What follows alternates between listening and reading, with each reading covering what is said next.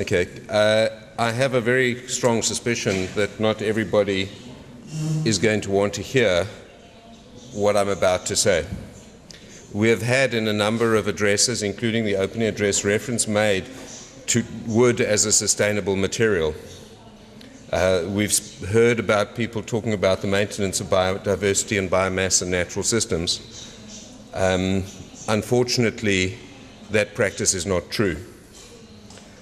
We spoke about our moral obligations to preserve and sustainably manage the forest, but this is also not true. We also need to plant trees, but this is just who is doing it. This is a city which produces, and I've walked around and looked at it, some of the most wonderful classic furniture in a spectacular tradition, with workmanship which is exceptional, with wood which is exceptional.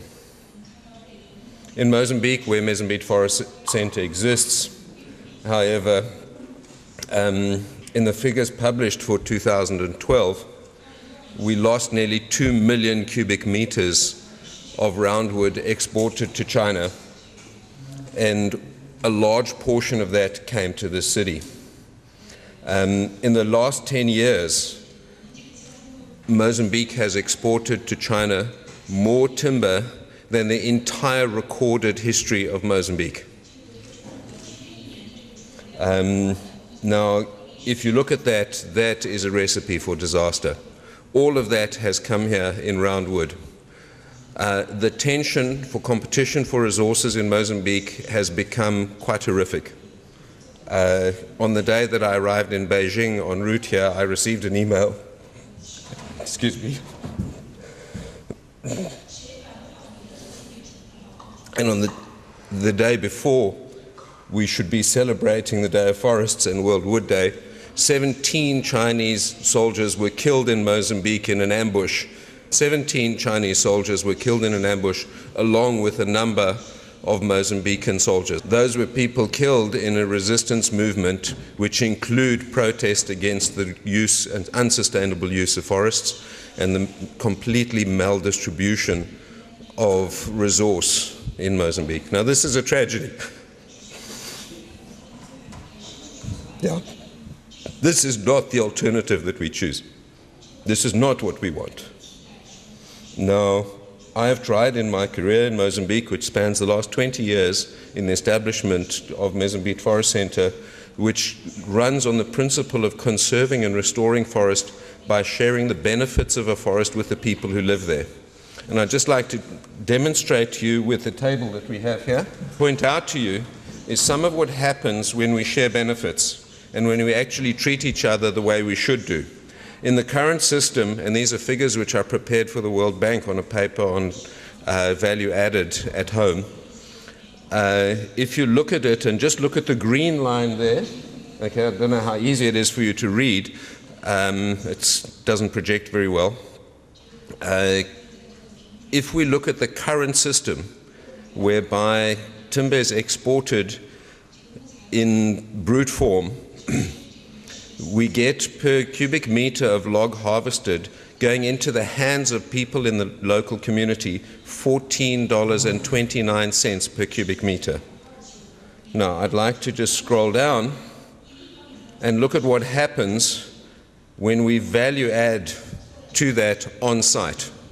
Now, there is nothing that I saw in the magnificent furniture that I saw here that cannot be achieved in the Mozambican tradition.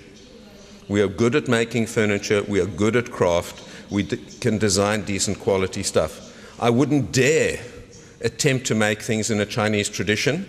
That is your tradition, and you're damn good at it. We have our own, and we can develop our own design. Now, if you look at it on the green line there, again, it doesn't project very well, but the amount of money that goes in, if we value add our timber ourselves rather than exporting logs, we receive in the hands of members of the community $2,022.54 for the same timber. That is a difference of 14,000%. No, it's enormous. Now, if we want to look at incentivizing people to look after their forest, what is required is that we actually have these kind of numbers in reality. Okay, so what does Mozambique do? I'll very quickly look at, okay, those of you just to play with, feel with, and see some of the quality of what we can produce and what kind of wood is coming out of the Miombo woodland. There's a table here which is a very, very basic summary of what we have in our forests. If you look at the species which I quoted, the previous figures of benefits to community, Afzelia quinzensis, traded as Shonfuta, that's a tree which takes 300 years to grow. There's a list which we currently use. One of the species, I found lots of furniture here made of this one, out of Mopani, Calophosperma mopani. I found lots made out of leadwood, Combretum imberbe. I found lots made of Dalbergia melanoxylon. That's African blackwood. And the list goes on of things which are present here. And if we go through the collection of things which we've got, they're quite a lot. Now you'll notice when I put in the summary, the things which are really important to do. What you use it for is important. Its status is tremendously important. Schwarz madagascarensis, critically endangered. It's not even on the list of CITES to look at because it's so endangered and it's disappeared so fast that CITES hasn't had time to act to even investigate it. It takes 200 to 300 years to grow. Okay, there's some lesser known ones with different threats, like Acacia nigrensis. Some of those bowls are made of Acacia nigrensis, Makungu. Those take about 200 years to grow, but they're remarkably easy to grow back. So there's a whole list of these, and we won't go into detail of what they're about. More important is how we actually, oh, for goodness sake. Okay, well, that's how it's going to be, unfortunately. Okay, these will run through fairly quickly, and when I get to the end, I'll shut up. Please use the microphone. Oh, sorry. I'm used to a classroom where we don't have microphones. Okay, now, the way in which Mozambique Forest Centre works is, firstly, it is a community-based program. It covers 2 farms, one with 200 hectares, one with 300 hectares, and then it manages in joint ventures 185,000 hectares of forest land. Approximately 2/3 of that has been severely degraded, and only 20% of it would be considered primary Miombo woodland, which is dry land forest. Now, within that, we work with the community, and step 1 with the community is in the assistance of empowering them, is to do inventories with them.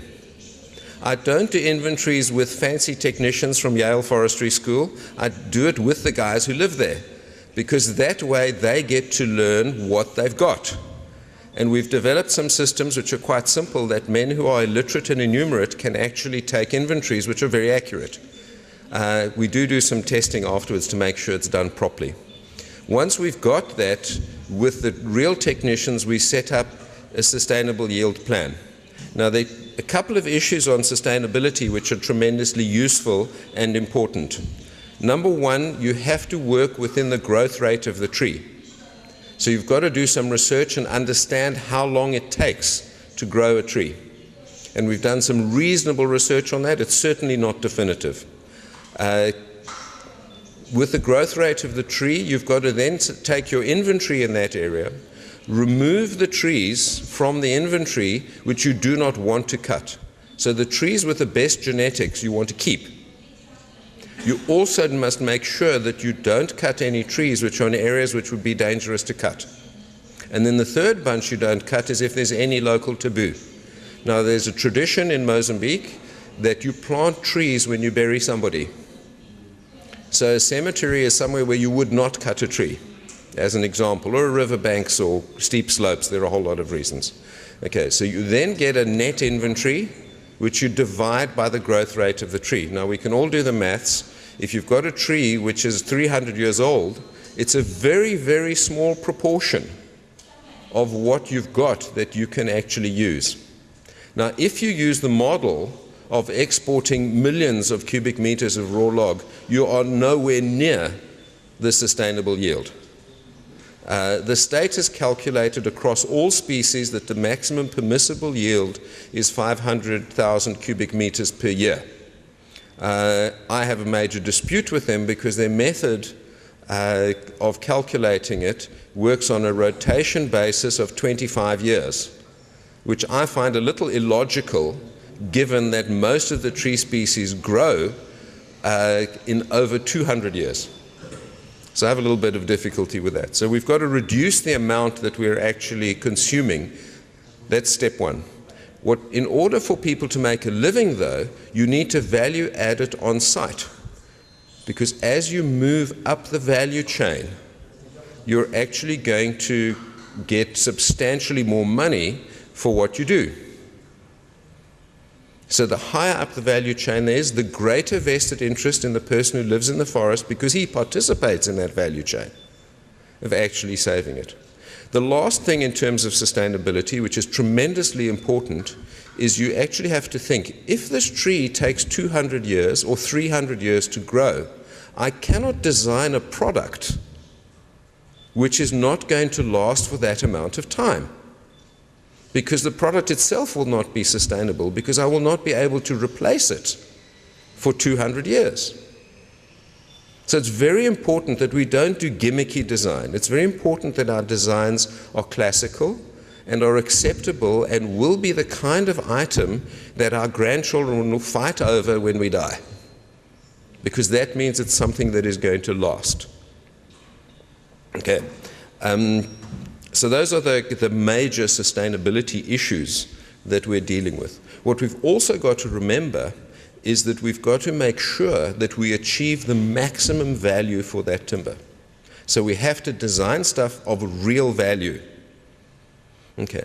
Now in that whole process, and I'm coming to the end of the show, so I'm going to be very brief. In that whole process, it is essential that the links are made between getting the benefit and putting in the work to conserve and restore the resource. Now, just to give you another figure, which we won't look at any more tables because you can't read them, we cut on average in a year 600 trees. That is not a lot of trees. We plant, at the moment, we've built up our capacity to planting 150,000 trees per year. So the proportion of what you plant to what you cut has to be pretty big. Also remember that there is a massive backlog. Bearing in mind, nobody has bothered to replant anything here since people have actually been using the species. I think I'm going to actually stop at this point and rather handle questions than talk more, because I think you've got enough of the basics of what we do.